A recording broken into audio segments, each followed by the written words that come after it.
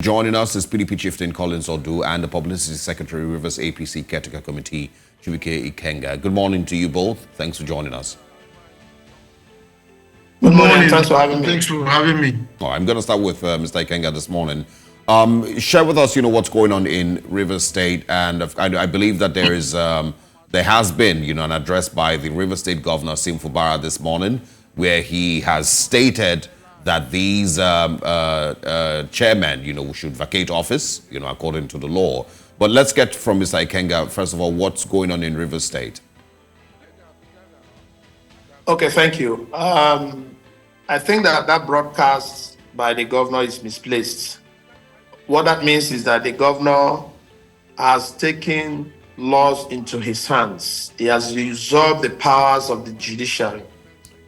Take note that the tenure of local government chairmen is subject of litigation at the Court of Appeal at the moment. And as at the last time, the Court of Appeal did say that let status quo be maintained and that let no party take any steps to destroying the rest.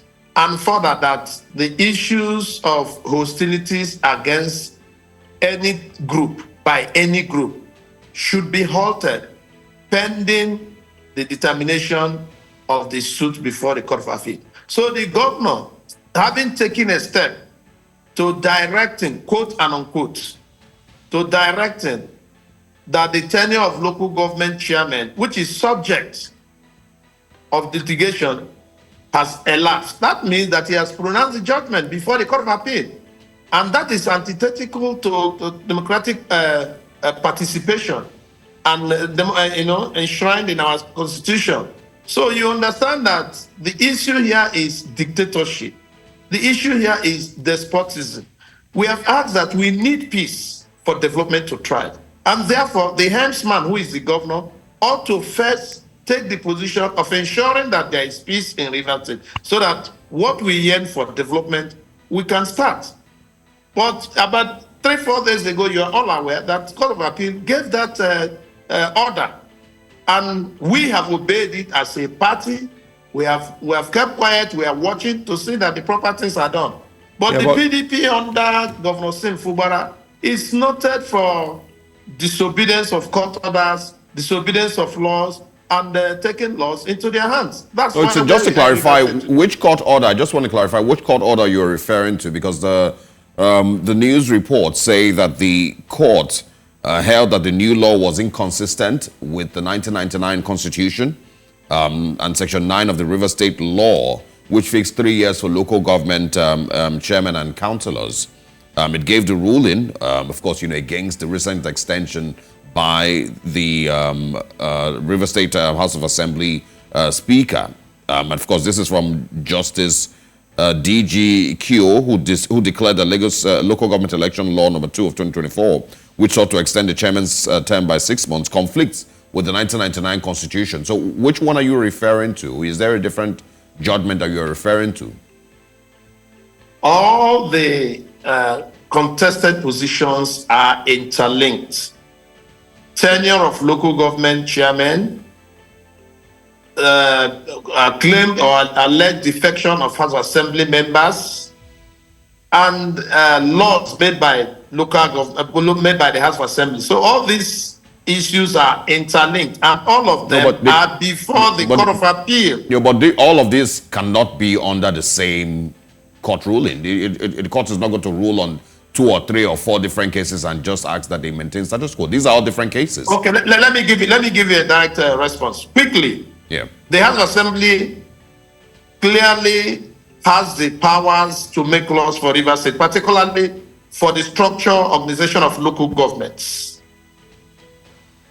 And House of Assembly has gone ahead to extending the tenure of local governments as a result of the failure of the government of Rivers State to conduct local government elections, to replacing those whose tenures ought to have expired as at when due. The government failed. So if all these things are linked, any pronunciation from the Court of Appeal will go to directing the way these things handle. First, local House of Assembly members One court said they have declared their position vacant by virtue of the fact that they have defected to another party.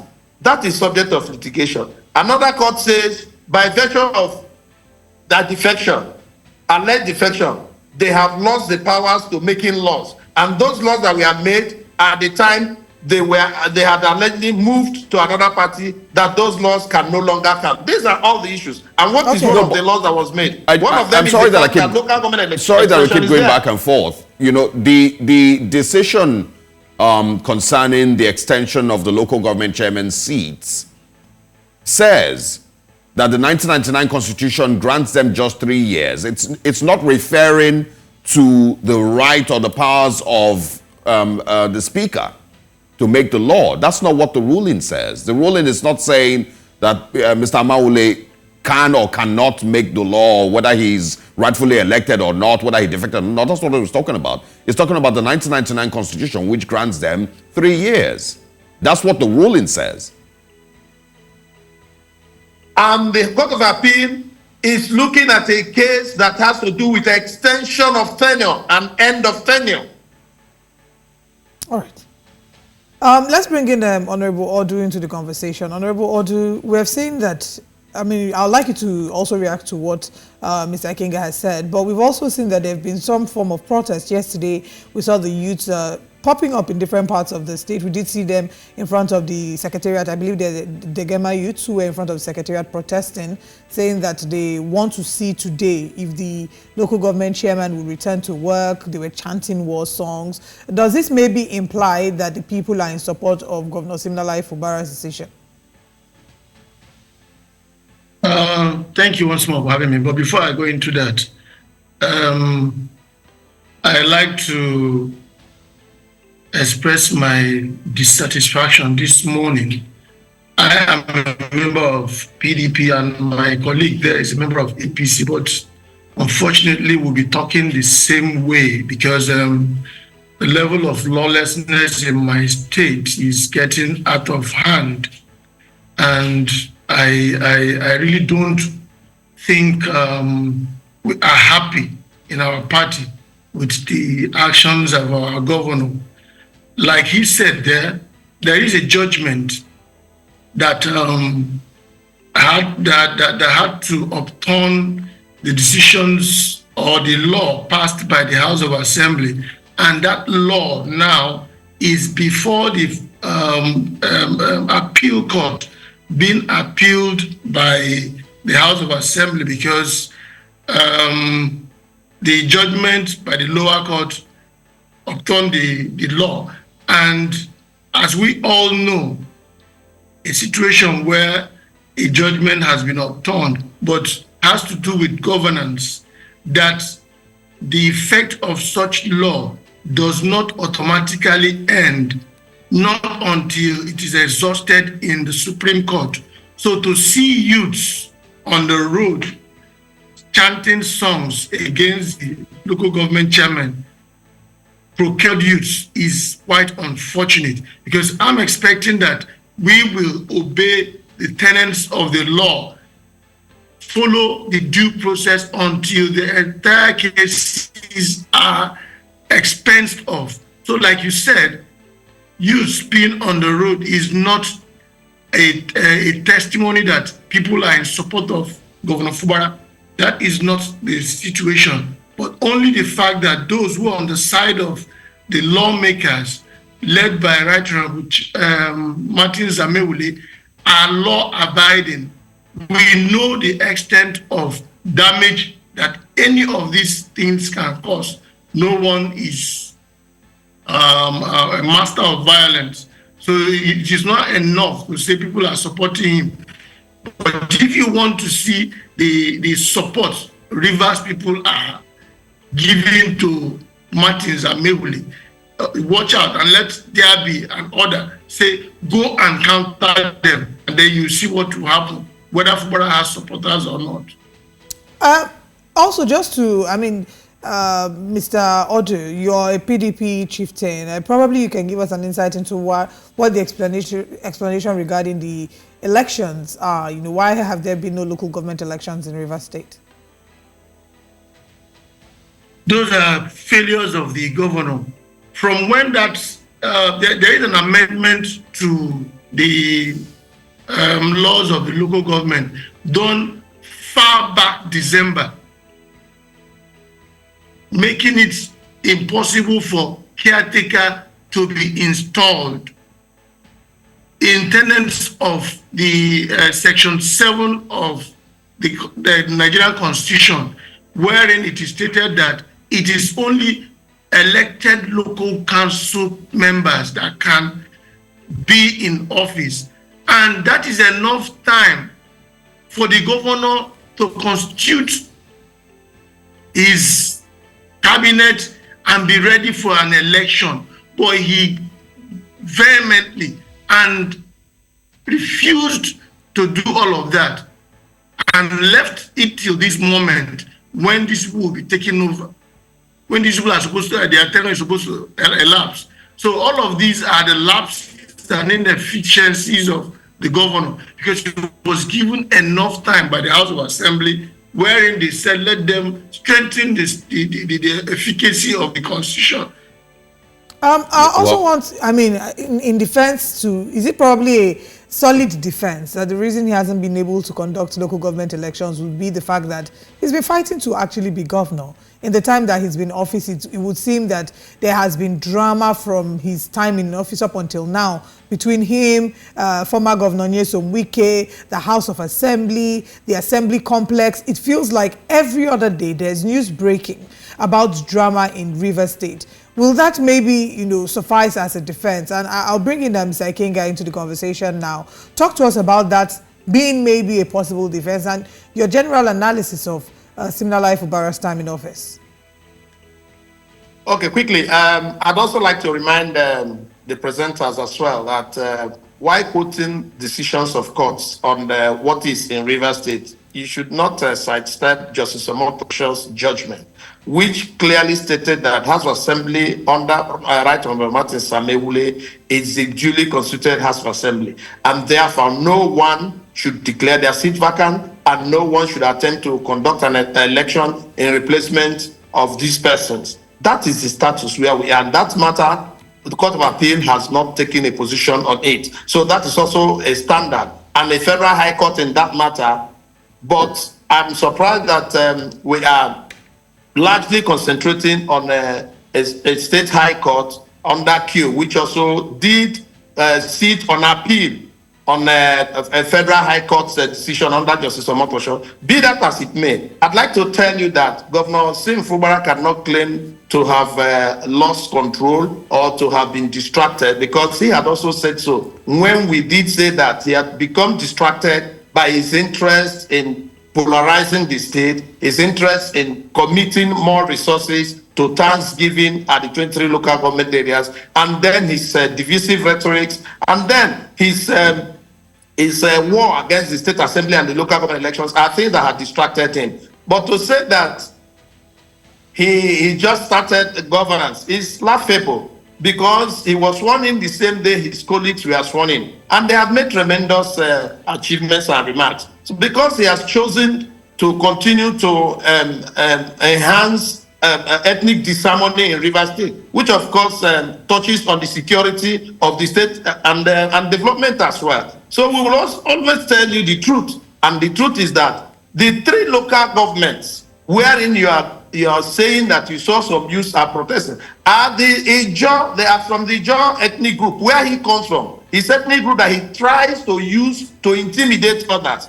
Outside that, go to other, out of 23 LGAs, 3 are the ones that are protesting, so to speak. And also we have members who are there who are very law-abiding, like my colleague here said. But theirs is always to continue to create crisis in Rivers State to ensure that they intimidate people. You heard, I'm sure you have seen a video that has gone viral, where one of his supporters said he had come back from the creek, that he's willing to kill anybody that stands on their way. Yeah, They're willing Ikenga. to destroy everybody. They're willing to take over everything. I'm sure you have seen the viral video. So these are the issues we are having in Rivers State. We need peace, Ikenga. we need cooperation, we need development in our state. And the governor is the one that ought to midwife all this. But he's looking the other way because his interest is in trying to foment problem and create division in Rivers State. All right, let me quickly speak with Mr. Odu.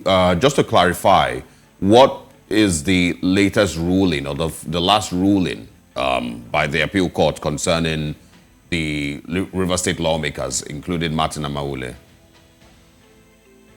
The last ruling is for everybody to maintain status quo, and then secondly, their process were allowed to be filed their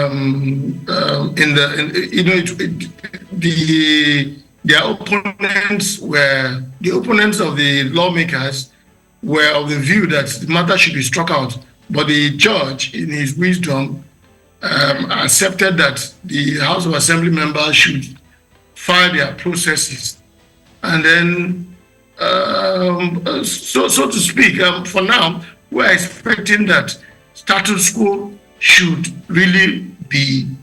And what exactly, what is status quo in River State as a stand? Because there was a court ruling that disqualified these, lawmakers from being members of the House of Assembly. They, of course, pushed forward to the appeal court. The appeal court ruling then asked that they maintain status quo pending determination of the appeal.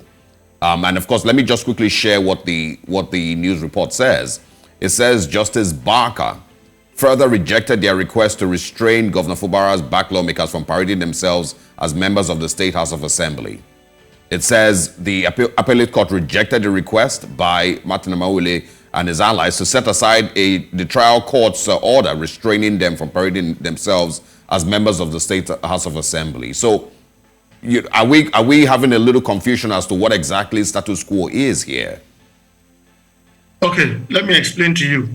First and foremost, the judge you just quoted said that to grant that request will mean to decide even before the matter is looked into.